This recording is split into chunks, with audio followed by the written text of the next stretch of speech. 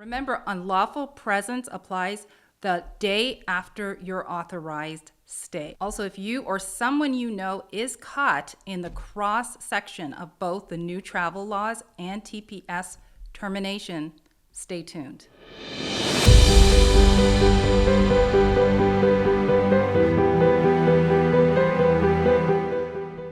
Hello, everyone, and welcome to our U.S. Immigration Law Firm's presentation on one of the most urgent immigration issues of 2025-26, navigating the 2025 travel ban and TPS terminations.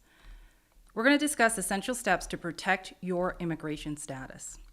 Our U.S. immigration legal team has over 28 years successfully working with our clients through various administrations, changes, and pivots in the law governing U.S. immigration. If you are a national of Burma, Venezuela, Haiti, El Salvador, Honduras, Nicaragua, Nepal, Sudan, or any country recently designated or redesignated under TPS, this message is especially important. Also, if you or someone you know is caught in the cross section of both the new travel laws and TPS termination, stay tuned. U.S. immigration policy changes are happening at a rapid rate with very little warning, and they directly impact your ability to stay in the United States. So what is really at stake? If your lawful status expires even by accident, you may start accruing unlawful presence from day one. Under U.S. Immigration Code Section 212A 9B, this can trigger, number one, a 3-year bar where you have incurred more than 180 days in the United States. Then you cannot return for 3 years or apply for any U.S. immigration benefit. Or a 10-year bar is inflicted as a penalty for exceeding 365 days of unlawful presence in the United States. These bars have devastating consequences for individuals and families. Remember, unlawful presence applies the day after your authorized stay. Real-world impact example. Let's discuss how the travel ban and TPS changes overlap. We have a client who's a Burmese national with pending asylum, TPS expiring in early 2026, and he is subject to the 2025 travel ban. The government has announced it is ending TPS designation for Burma.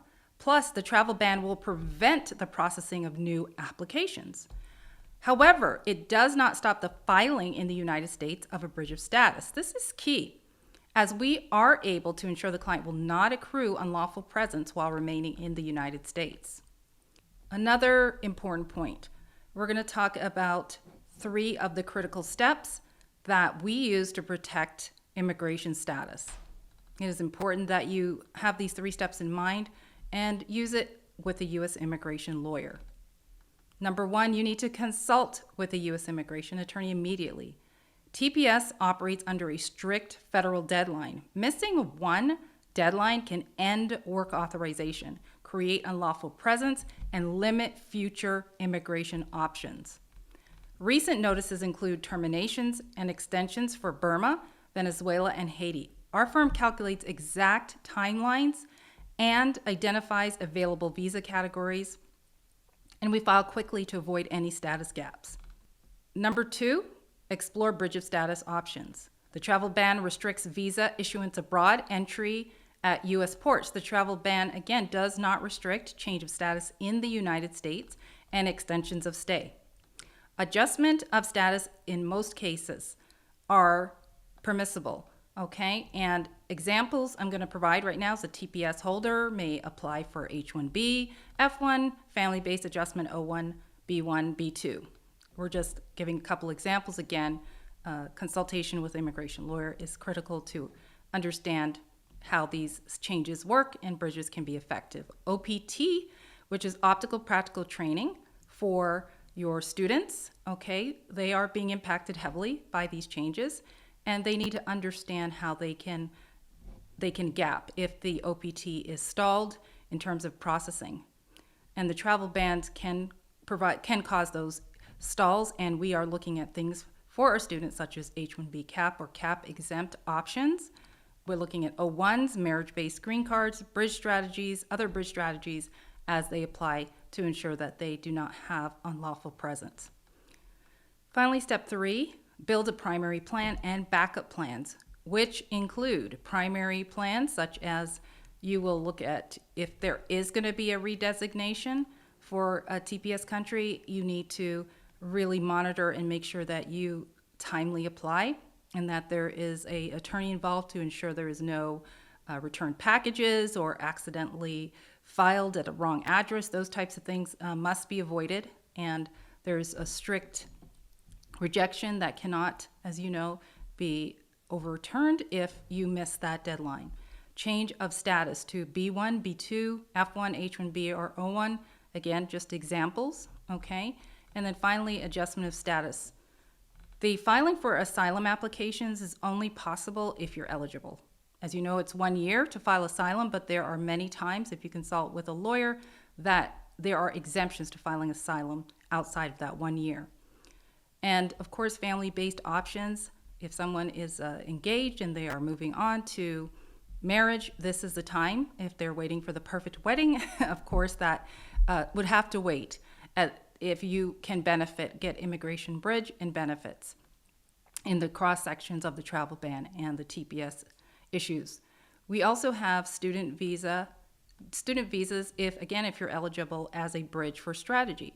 The student visa allows you to basically adjust here in the US, not adjust, but change status is the exact terminology to a student, but it involves I-20 qualifications, paying certain fees, and then you are able to monitor the matriculation into the school with the I-20, with the government changing your status into F1.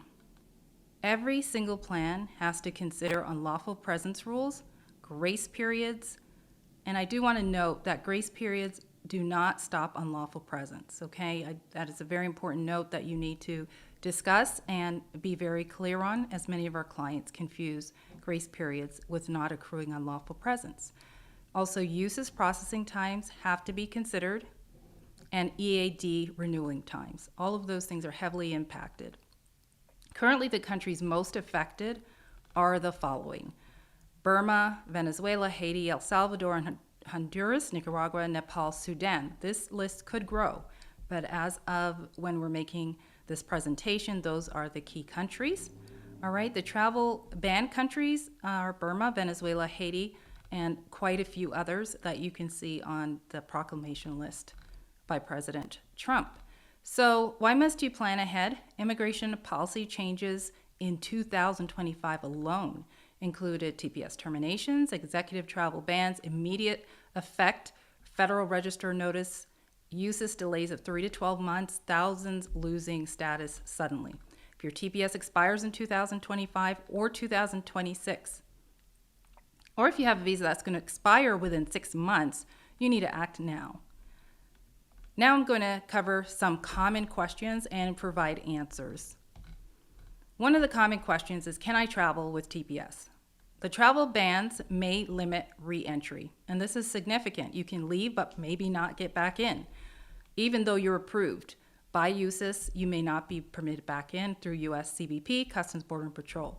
So I advise heavily not to leave based on the recent developments in the law.